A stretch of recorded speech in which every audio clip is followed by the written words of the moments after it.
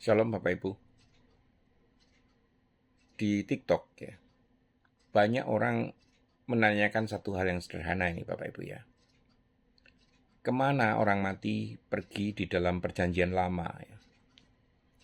Ini bukan kemana orang mati gitu aja ya, tapi di dalam perjanjian lama Bapak Ibu. Baru kali ini saya bisa mencoba untuk bisa menjawab ya. Di dalam perjanjian baru, orang-orang percaya ditebus dan diselamatkan oleh darah Kristus. Karena mereka beriman kepada karya keselamatannya dan ketika mati mereka masuk surga Bapak Ibu. Tetapi bagaimana dengan orang-orang percaya di dalam perjanjian lama yang percaya akan kedatangan Mesias kelak? Bukankah waktu itu darah Yesus belum tercurah? Dan darah korban penebus dosa, yaitu korban binatang, hanya menunda keselamatan. Kemana roh mereka menuju ketika mereka mati? Ini pertanyaannya, Bapak Ibu.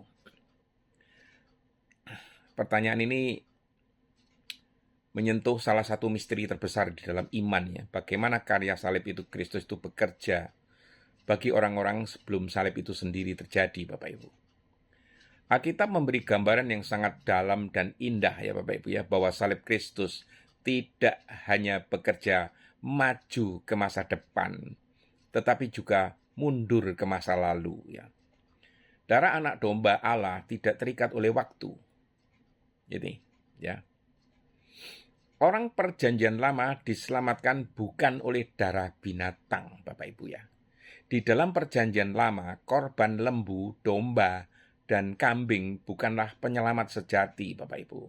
Kitab Ibrani berkata, sebab tak mungkin darah lembu jantan atau darah domba jantan menghapus dosa. Ibrani 10 ayat 4. Korban-korban itu hanyalah bayangan, nubuat, simbol, dan petunjuk menjalan itu menuju Mesias ya. Mereka seperti cek janji surgawi yang akan dibayar lunas oleh Kristus di Golgota. Setiap kali seekor anak domba disembelih di mezbah Israel, sebenarnya Allah sedang berkata, suatu hari anak domba sejati akan datang. Ini. Jadi orang-orang perjanjian lama tidak diselamatkan oleh darah binatang, Bapak Ibu, melainkan oleh iman kepada janji Allah. Ini. Pengharapan akan Mesias dan karya Kristus yang kelak akan digenapi. Sama seperti kita hari ini, melihat ke belakang kepada salib. Mereka melihat ke depan kepada salib juga, Bapak Ibu.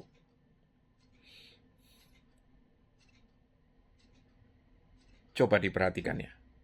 Abraham diselamatkan oleh iman.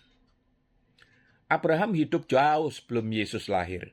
Tetapi Alkitab berkata, Abraham percaya kepada Tuhan, maka Tuhan memperhitungkan hal itu kepadanya sebagai kebenaran. Di Kejadian 15 ayat 6, Bapak Ibu. Lalu Paulus menjelaskan di dalam Roma 4 ya, bahwa Abraham dibenarkan karena iman, bukan karena hukum Taurat atau korban. Artinya, keselamatan sejak awal selalu oleh kasih karunia melalui iman. Bedanya, orang perjanjian lama percaya kepada Mesias yang akan datang, dan orang perjanjian baru percaya kepada Mesias yang sudah datang. Namun pusat keselamatannya tetap sama, Kristus, Bapak Ibu. Jadi kemana roh orang benar perjanjian lama pergi setelah mati? Ini bagian yang sangat menarik Bapak Ibu ya. Di dalam pemahaman banyak teolog Kristen, sebelum kebangkitan Kristus, orang-orang benar perjanjian lama tidak langsung masuk ke hadirat penuh surga seperti sesudah salib. Mereka berada di suatu tempat penantian yang sering disebut pangkuan Abraham, Firdaus, atau bagian penghiburan di dalam dunia orang mati, Sheol atau Hades ya. Yesus sendiri memberikan gambaran ini dalam kisah Lukas 16 tentang orang kaya dan Lazarus ya. Lazarus mati dan berada di pangkuan Abraham, tempat penghiburan. Ini bukan neraka penghukuman loh Bapak Ibu ya, tetapi tempat menanti penggenapan penebusan ya. Kristus turun ke dunia orang mati, ini satu tema lagi. Setelah kematiannya, Ada bagian misterius di dalam Alkitab yang menyatakan Kristus turun ke tempat orang mati. 1 Petrus 3 ayat 19 itu mengatakan demikian. Dan di dalam roh itu juga pergi memberitakan Injil kepada roh-roh yang di dalam penjara. Dan Efesus 4 ayat 8 sampai 10 berbicara tentang Kristus turun ke bagian bumi yang paling bawah lalu membawa tawanan-tawanannya. Banyak penafsir memahami bahwa Kristus datang menggenapi keselamatan bagi orang-orang benar perjanjian lama yang menantikannya. Seolah-olah setelah salib terjadi, pintu sorga dibuka penuh.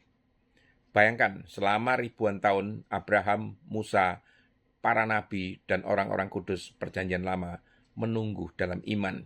Lalu tiba-tiba terdengar langkah kaki Sang Mesias memasuki kegelapan maut sambil membawa luka salib. Dan ia berkata, sudah selesai, Bapak Ibu.